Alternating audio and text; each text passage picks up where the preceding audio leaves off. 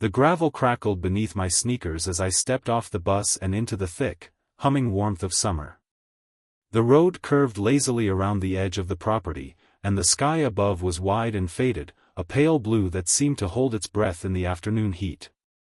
The air smelled of dry grass, warm asphalt, and something faintly sweet, maybe honeysuckle, maybe memory.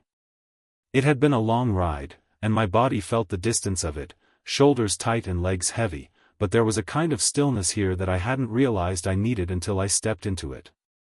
The house stood just as I remembered it, a little weathered, slouched slightly under the weight of time, but still standing proud in its familiarity.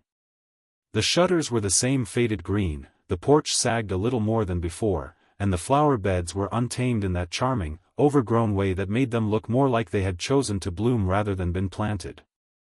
The screen door rattled slightly in the breeze, and somewhere in the distance, wind chimes tinkled with the metallic lightness I'd always associated with long, slow mornings. I crossed the yard slowly, letting the heat soak into my skin, letting the weight of everything I had left behind begin to settle. This place was woven into my bones, its rhythms, its silences, its odd corners of peace. I could see the outline of my past traced faintly in every crack of the porch steps, every leaning post and sun-bleached windowpane. Nothing monumental had ever happened here. And yet, it had shaped me, quietly and completely. That was what home was, not drama, but permanence. My father was on the porch, arms crossed in that casual way he always stood when waiting for someone he loved. He looked older, just barely, in that way people do when you haven't seen them in a while. But it was the figure next to him that pulled my gaze and held it. Michael. He leaned against the railing, one hand resting on the banister, his stance relaxed but certain. There was a bottle in his other hand, the label barely visible in the sunlight. He wasn't smiling exactly, but his face was open, his expression soft. I hadn't known he would be here. His presence, like the wind chime song, was subtle but unmistakable. And something inside me registered it before my mind could catch up.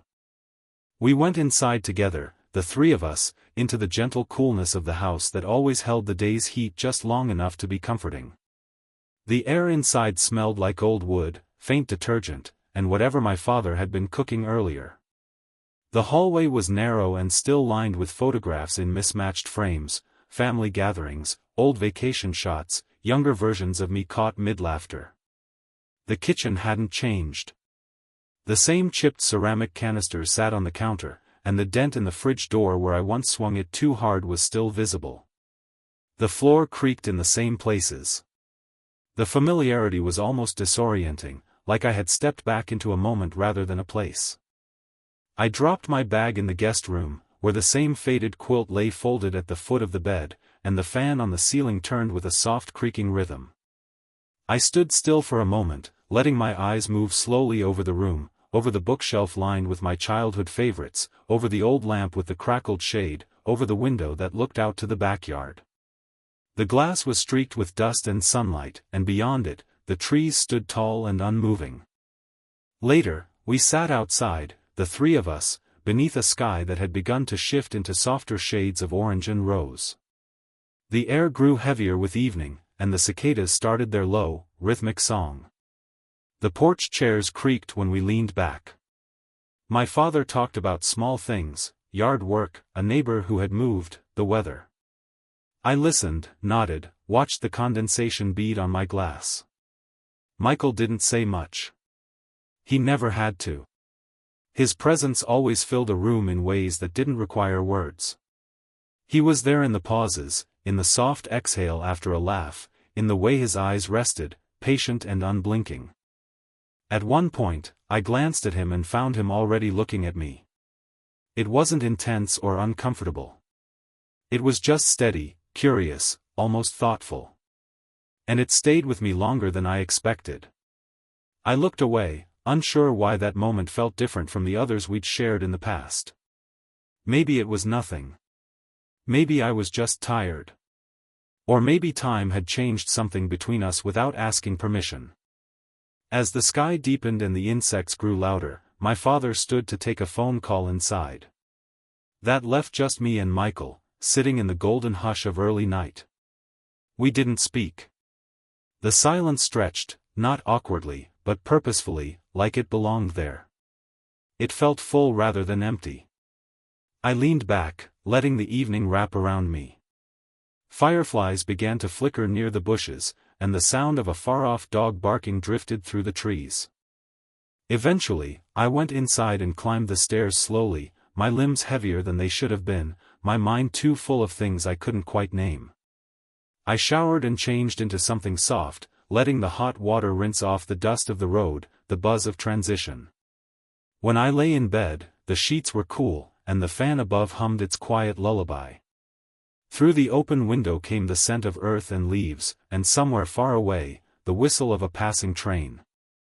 I traced the cracks on the ceiling with my eyes, remembering how I used to count them as a child when sleep wouldn't come. The patterns were familiar, but my thoughts were not. I thought about the way Michael had looked at me.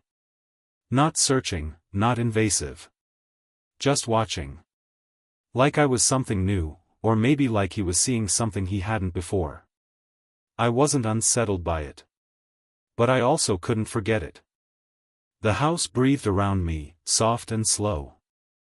I told myself it was just a visit, a pause between chapters, a retreat into the past before life rushed forward again. I told myself nothing would happen, that everything was exactly as it had always been. And yet, under all those reassurances, something else stirred, quiet, small, but undeniably present. Something that hummed just beneath the surface of the familiar, waiting for me to notice. The evening settled slowly around the house, soft and patient, like a blanket being drawn up over tired shoulders. The last rays of light folded behind the trees as the air shifted from warm to cool, the kind of gradual change that you only notice when your skin begins to crave sleeves. The house creaked gently with the rhythm of nightfall, the wooden walls and floors expanding and contracting in quiet protest against the temperature drop. Somewhere down the road, a car passed by, its headlights briefly casting moving shadows across the living room wall before everything returned to stillness. I sat on the old couch in the living room, a blanket draped over my lap, a glass of water in my hand, and a book open on my knee that I wasn't really reading. The words on the page drifted in and out of focus, lost beneath the quiet weight of thought. Across the room, the television was on, the volume turned low, the screen flickering in dull rhythm to some late-night show I didn't recognize. The light from the screen pulsed across the walls, soft blue and white glows chasing each other over the edges of furniture. I wasn't watching it either. I was simply there, in the space, breathing in the quiet. From the kitchen, I could hear the occasional clink of a spoon against a ceramic mug, the familiar sound of Michael moving through the ritual of making his evening coffee. It was something he did almost every night, a single cup, taken slowly, sometimes with a book, sometimes with silence. I could picture him clearly, the way he leaned over the counter with ease, the steady movements of his hands, the soft shuffle of his bare feet on the tile. These were things I remembered from past summers, things I had never paid much attention to. But now they felt sharper, like pieces of a puzzle I hadn't realized I was assembling. When he walked back into the room, the rich scent of coffee followed him. He held the mug in both hands, his movements unhurried. He didn't speak. He didn't need to. The silence between us had grown too comfortable for that. He sat in his usual chair near the window, the one with the worn arms and the view of the backyard.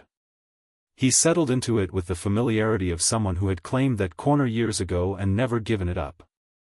The glow of the TV touched his face, catching the edges of his jaw, the lines near his eyes, the silver that now dusted his temples.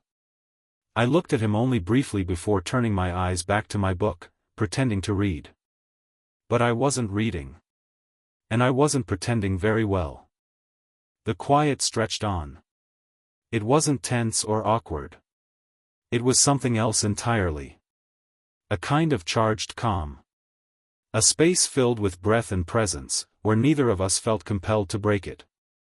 Outside, the wind moved through the trees, their branches brushing gently against the side of the house like a reminder that the world continued, even as we sat in this suspended pause.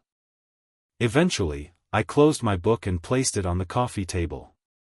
My glass of water was empty, and I held it loosely in my hands, fingers curling around the rim. My eyes wandered to the window, to the soft darkness beyond it.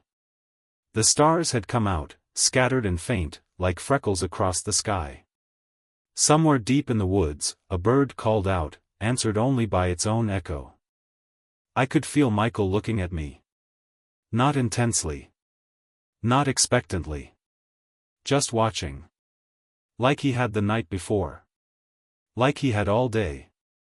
I didn't return his gaze. Not yet. But I was aware of it.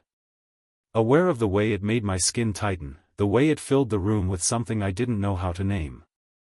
I shifted in my seat, crossed one leg over the other, adjusted the blanket. Each movement felt exaggerated, purposeful, though I told myself it wasn't. Eventually, I stood up and walked to the kitchen, rinsed my glass, and stared out the window over the sink. The darkness outside was soft, gentle, not heavy. I could see the faint outline of the shed, the garden hose coiled like a sleeping snake, the porch light casting a golden puddle on the grass. I stayed there longer than I needed to. Long enough to feel the floorboards cool under my feet. Long enough to listen to the sound of the refrigerator humming, the faint murmur of the TV still playing behind me. When I turned around, he was standing in the doorway, not close, not imposing, just there. The mug was gone, left somewhere in the living room, and his hands were now in his pockets. His presence filled the room, not because he was trying to, but because I was acutely attuned to it. He said something then, quiet, simple, a suggestion I had not expected. A casual offer that didn't sound casual at all once it landed in the air between us. Something about not having to sleep alone, not if the house felt too quiet, not if the night felt too long. I didn't answer. Not with words. I nodded, maybe. Or maybe I didn't. I'm not sure. What I remember is the sensation in my chest, a kind of slow tightening, a breath held too long. I walked past him, back through the living room and up the stairs, my bare feet silent on the wood. The guest room door clicked shut behind me, but I didn't turn on the light. I sat on the edge of the bed, staring at the floor, hands resting in my lap. My heart beat loudly in the silence. I could feel it in my throat, in my fingertips, in the hollow of my stomach. I didn't go to his room. And he didn't come to mine. Not that night. But I didn't sleep either. I lay awake under the thin sheets, the fan overhead creaking rhythmically, the air around me filled with everything we hadn't said. I closed my eyes and tried to think about something else. About the trees. About the stars. About the sound of wind through pine needles. But all I could think about was his voice, the way he stood in the kitchen doorway, the unspoken possibility in the way he looked at me. It wasn't the kind of night that changes everything in one breath. It wasn't reckless or sudden. It was quieter than that. More insidious. It was the kind of night that lays the first stone in a path you don't yet know you're walking. A moment that looks small from the outside but ripples wide beneath the surface. It was the night that nothing happened, and everything began. And I would remember it, not for what we did, but for what we almost did. For what we allowed ourselves to feel, even if only in silence. The morning unfolded in its usual quiet way, with pale light pressing through the curtains and the distant hum of birdsong rising into the air like steam. I woke slowly, reluctant to let go of the weightless place between sleep and awareness. But as soon as my eyes opened, the stillness of the room seemed to shift. It was the same space I had fallen asleep in, but I was no longer the same inside it. Something subtle had been rearranged. I sat up slowly, pressing my palms to the edge of the mattress, trying to ground myself in the familiar rhythm of morning, but everything felt too sharp, too awake. Downstairs, the sounds of life began in soft fragments. Cabinets opening and closing. The kettle whistling low. A chair moving back against the floor. I washed my face, changed into something light, and took my time making my way down, hoping to blend back into routine. Michael was already at the kitchen counter, pouring coffee, moving with that same casual precision he always carried. Nothing in his posture betrayed anything unusual. He greeted me with a nod, maybe a quiet word I didn't hear, and handed me a mug. Our fingers touched for a second too long. I didn't let myself pull away too fast. I sat at the table, my hands wrapped around the warmth of the ceramic, letting the steam rise into my face. I wasn't looking at him, but I could feel him there. Each movement he made felt amplified, as though the space between us had grown thinner. The room was filled with soft morning light, the air inside still cool and touched by the scent of fresh coffee and wood. Outside the window, the trees stood still, the world waiting. Later, he asked if I wanted to go to the lake. The way he said it made it sound like it wasn't a question, just an idea he had already envisioned. I said yes, because there was no reason not to, and also because a part of me had already imagined it too. We packed quickly, water bottles, towels, a small bag of snacks, and drove in silence. The truck's windows were rolled down, and the air rushed around us, warm and thick with the scent of dust and green. The road curved through familiar places, places I remembered from childhood, but I was seeing them now with different eyes. The lake shimmered in the sun, its surface broken only by the occasional dragonfly or ripple of wind. We settled beneath the shade of a tree, close enough to feel the breeze off the water. I took off my shoes and walked to the edge, dipping my toes into the coolness, the shock of it sending a quiet thrill through my body. I could hear him behind me, rustling through the bag, sitting back with a quiet sigh. I didn't look at him. I didn't need to. The hours passed slowly, stretched out by sun and stillness.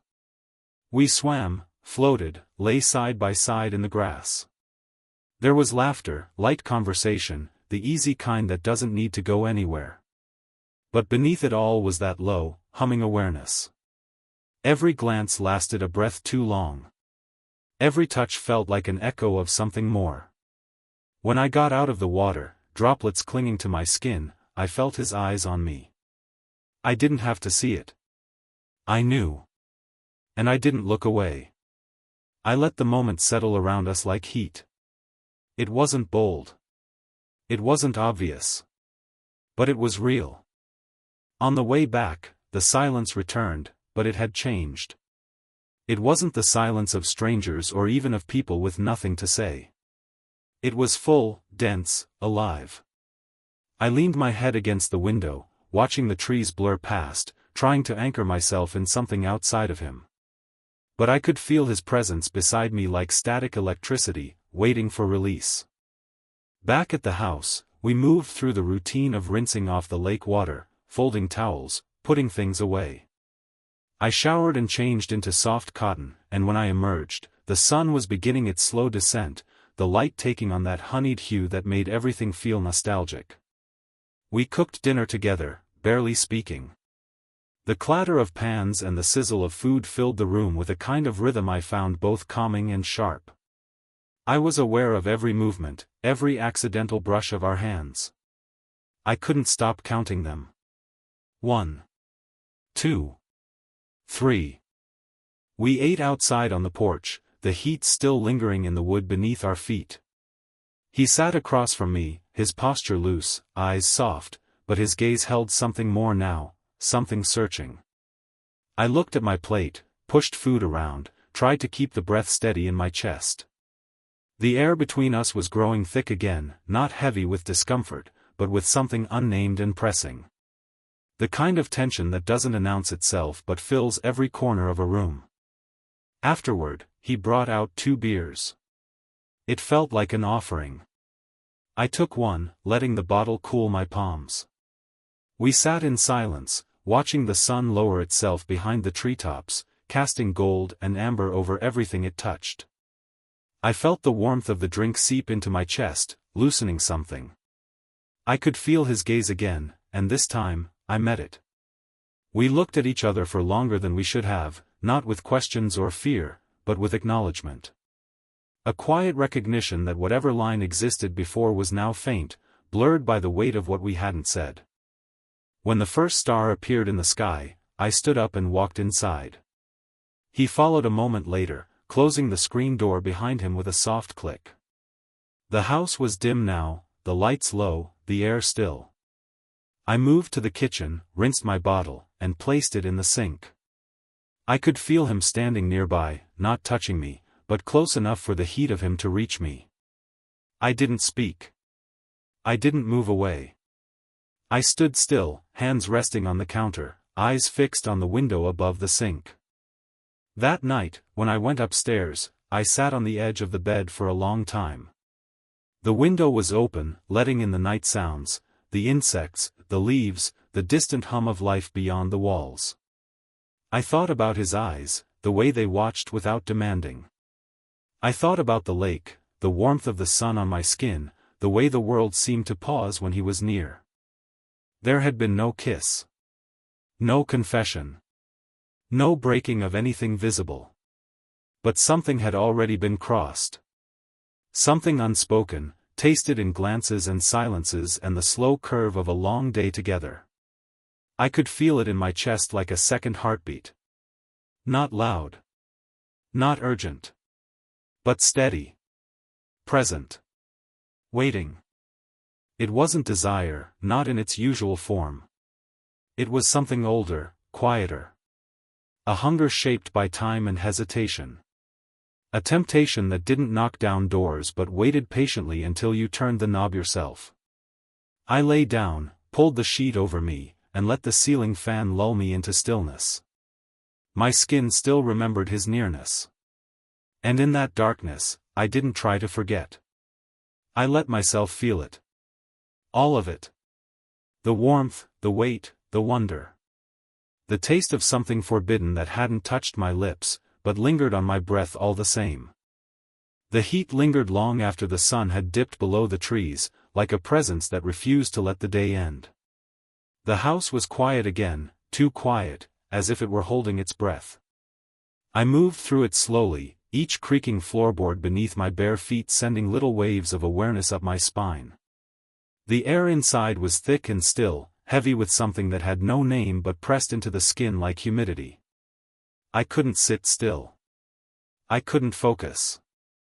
Every time I tried to lose myself in a book or a task, my attention drifted, always circling back to the same center. Michael was outside, tending to the grill, the soft orange glow of the coals painting his face in flickers of warmth and shadow. I stood at the kitchen window and watched him for a long time, pretending to organize silverware or tidy the counter, pretending to do anything other than wait. His movements were steady, practiced, unhurried. He flipped the food with quiet confidence, took small sips from a bottle of beer, and occasionally glanced toward the house as if checking to see if I was still there. I didn't step out right away. I didn't trust my legs to carry me with ease. Eventually I joined him, the screen door clicking softly behind me. The porch was dim, lit only by the fading remnants of sunlight and the low golden spill from the overhead bulb. The air was warm and still, scented with smoke and grilled meat and cut grass. We ate without much conversation, seated at opposite ends of the table. I was aware of every sound, every clink of cutlery, every shift of his weight on the wooden bench. I couldn't look at him for too long without feeling the rise of something inside me that I wasn't ready to name. So I stared at my plate. At my hands. At the edge of the table where my fingertips brushed the worn grain of the wood. After dinner, we cleaned up side by side, our movements too careful, too polite. Every time our arms came close, my skin reacted like a startled animal, alert and sharp. We barely touched, but the awareness of proximity was constant, loud in a way that silence only amplified. He handed me a dish towel, and our fingers met, briefly, just enough to send that familiar jolt through my chest. I didn't pull away as fast this time. I let it stay, for a second longer than necessary, before continuing to dry the plates. Once the kitchen was clean, we drifted into the living room. The lights were low, the air cooler. I sat on the arm of the couch before slipping down into the cushion, curling my legs beneath me like I needed to anchor myself. He chose his usual chair by the bookshelf, the distance between us not far but full. The television was off. The windows were open. The sounds of the night drifted in, insects, the rustle of wind through trees, the occasional car in the distance. I tried to relax, but my body was tense with something unnamed, as if I were waiting for a signal I couldn't describe. He spoke very little, and I responded with even less. The silence between us was not empty. It was layered. Dense. It pressed against my skin like a second atmosphere. Every breath I took felt intentional. Every glance carried more weight than it should have. I caught him looking at me a few times, and when I met his eyes, there was no avoidance. Only that steady, calm gaze I was starting to know too well. He looked at me the way one looks at fire, not afraid of it, but deeply aware of its nature. Eventually I stood, restless again, and walked toward the bookshelf. My fingers drifted along the spines of old novels, touching titles I had never read, feigning interest in words that had no meaning in that moment. He watched me from his chair, silent. I could feel his eyes on my back. I reached for a book, opened it, and closed it again. Then I turned to face him. He hadn't moved. But something in the air shifted. Something subtle. A current I could almost feel against my skin. I walked to the window, leaned against the frame, and let the night air cool my face. I heard him stand, heard the soft tread of his steps on the floor. He didn't come too close. He stopped a few feet behind me, and I felt the space between us shrink into tension. I didn't turn. I stared out at the yard, the outlines of trees moving in the breeze, the faint flicker of fireflies near the fence. His presence behind me felt like gravity. Quiet and impossible to ignore. He moved closer. Just enough. I could feel the warmth of him, the static charge of closeness without contact. My breath slowed. My shoulders tightened. I didn't move. Didn't speak. His hand didn't touch me, but it hovered, as if he was thinking about it, as if the possibility of touch had become its own kind of intimacy. I closed my eyes and let the moment swell. The silence was alive now. It pulsed between us, asking questions I couldn't answer. When I finally turned to face him, he was standing still, hands at his sides, expression unreadable but soft. I looked at him and didn't try to look away. Something inside me leaned forward, something wordless and old. My hand brushed his as I passed, light as breath, and instead of walking away, I stopped. The air between us was full of permission. Unspoken, unforced. He didn't reach for me. He didn't need to. His presence asked nothing. It only waited. I moved closer, closing that last inch of space.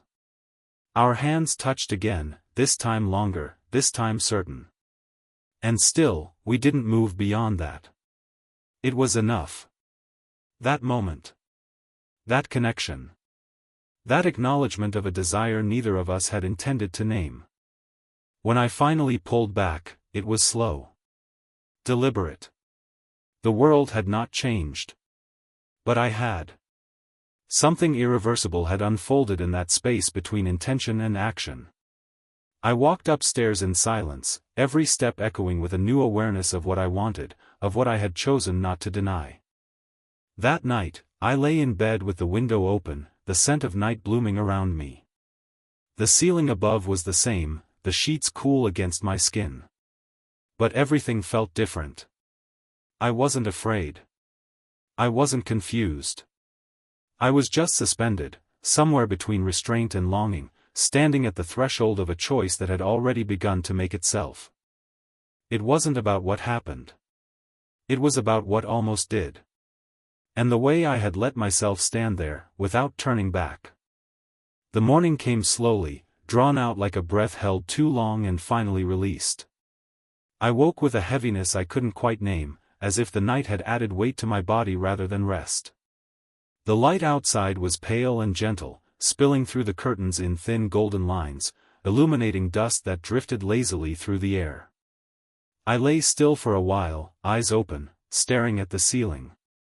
Everything in the room looked exactly the same shadows, same faint scent of fabric softener in the sheets, same steady hum of the ceiling fan, but nothing inside me felt familiar anymore. My body still remembered the nearness, the warmth, the silent current of what had passed between us. Not an act, but a crossing. Not a moment with a clear border, but a slow unfolding that had shifted the ground beneath my feet. I felt it in my chest, in the way my breath caught when I remembered his eyes looking into mine, steady and quiet, as if he already knew what I wasn't ready to say out loud. There had been no promises, no declarations, but everything about that moment had been real. And now, with the sun rising outside and the house stirring with ordinary sounds, I didn't know how to carry it forward. Eventually I rose, padded barefoot to the bathroom, splashed cold water on my face. My reflection looked unchanged, same eyes, same mouth, same hair pulled messily back, but I searched it anyway, as if some trace of the night might still be there, hidden in the curve of my lips or the line of my neck. There was nothing visible. Only a quiet knowing that sat just beneath the surface of my skin. Downstairs, the smell of coffee drifted through the air, familiar and grounding. He was already in the kitchen, moving with the same calm rhythm I had always known.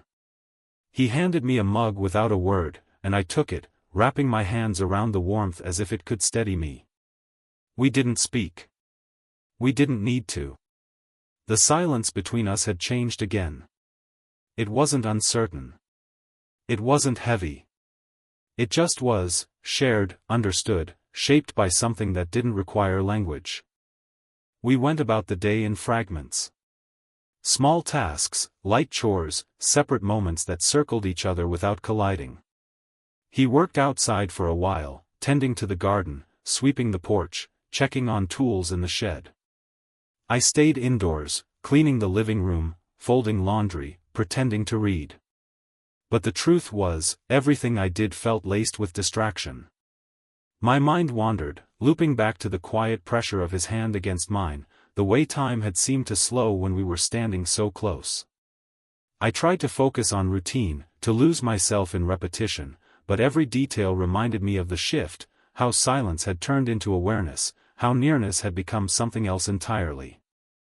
In the afternoon, I stood at the kitchen sink, rinsing a glass, watching the sun make long streaks across the counter. I could see him through the window, crouched near the edge of the yard, adjusting a hose. He looked like he always did, solid, calm, grounded, but now I watched him differently. I noticed the lines on the back of his neck, the way his shirt clung to his shoulders, the way his hands moved with care even when the task was simple. It wasn't that he had changed. It was that I could no longer see him through the old lens. He came in not long after, wiping his hands on a towel, face slightly flushed from the heat. Our eyes met for a second, and that was all it took to bring the weight of everything back into the room. I looked away first. Not because I was afraid, but because holding his gaze felt too much like saying something I wasn't sure how to say. He didn't press. He never did. He just moved past me, the space between us narrow, and my body registered every inch of it. Later, I went to my room and lay down for a while, staring at the ceiling fan as it spun its slow, hypnotic circles. My body still hummed with the echo of what almost happened. My thoughts swirled in quiet loops, nothing urgent, nothing dramatic, just soft echoes of emotion I hadn't sorted through yet. I didn't regret anything. But I couldn't deny that I was different now. The lines that once defined the edges of myself had blurred, and I was still learning how to stand inside this new shape. That evening, we sat outside again, just like before. The sun set behind the trees, casting soft shadows across the lawn. The air was cooler now, and the cicadas had started their chorus. I wrapped a blanket around my shoulders, not because I was cold, but because I needed something to hold on to. He sat beside me, a little farther away than usual, hands resting on his knees. We didn't speak.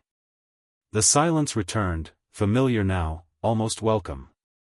It held what we couldn't say. Not out of shame. Not out of confusion, but because sometimes silence says more than words ever could. The fireflies came out as the sky darkened. Their light flickered in the grass like small, pulsing secrets. I watched them for a long time, feeling the night settle into my bones. He shifted slightly, the wooden chair creaking beneath him, and for a moment I thought he might reach for my hand again. But he didn't. And I didn't either. The moment passed without breaking. When I went upstairs, I moved slower than usual. I stood in the doorway of my room for a while before going in, letting the darkness surround me like a familiar song. I lay down fully clothed, too tired to move, too full to sleep.